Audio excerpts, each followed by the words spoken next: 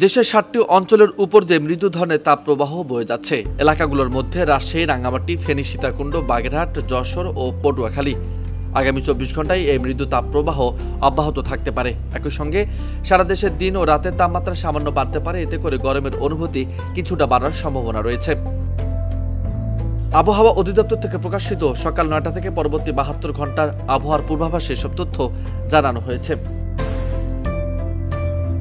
লঘুচাপের বর্ধিতাংশ পশ্চিমবঙ্গ ও তৎসংলগ্ন এলাকা পর্যন্ত বিস্তৃত রয়েছে। মৌসুমের স্বাভাবিক লঘুচাপ দক্ষিণ বঙ্গোপসাগরে অবস্থান করছে। এদিকে ৭২ ঘন্টার এই পূর্বাভাসে বৃষ্টিপাতের সম্ভাবনা সম্পর্কে বলা হয়েছে ৩ দিন অস্থায়ীভাবে আংশিক মেঘলা আকাশ সহ সারা দেশের আবহাওয়া শুষ্ক থাকতে পারে।